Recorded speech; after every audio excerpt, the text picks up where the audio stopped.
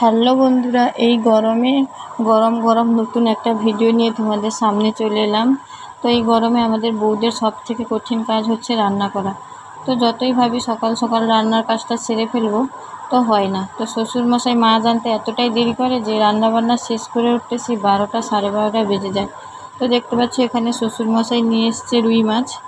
তো মাছটা ধুয়ে এনে মাছে নুন হলদি গুঁড়াচ্ছি, কারণ রান্না করতে হবে।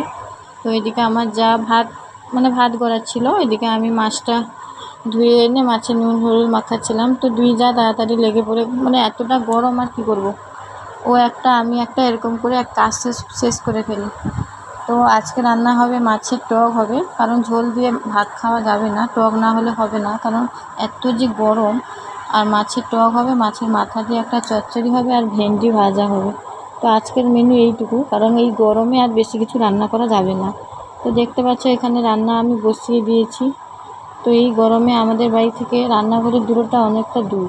তো গরমে আমার যা বলছে আর রান্না করব না, সকালে ভাত খেয়ে নেব, দুপুরে লস্যি করে খেয়ে নেব, আর রাতে ভাত খেয়ে নেব।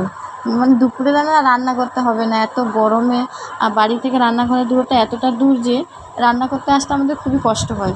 তো দেখতে পাচ্ছ আজকে প্রচণ্ড রোদ আর গরম। তো এদিকে তোমাদের সঙ্গে কথা বলতে বলতে আমার রান্না প্রায় শেষের দিকে হয়ে গেছে।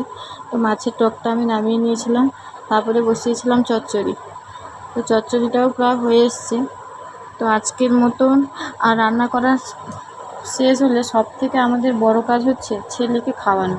তো এই গরমে তুমি যতই কাজ করো, ছেলেদের পিছনে ঘাগানো চিৎকার করানো, এটাই হচ্ছে সবথেকে বড় কাজ। তো রান্না করা প্রায় শেষ। তো আজকের মতন এইটুকু। তো ভিডিওটা কেমন লাগলো অবশ্যই কমেন্ট করে জানাবে, আর সবাইকে শুভ দুপুরের শুভেচ্ছা রইল।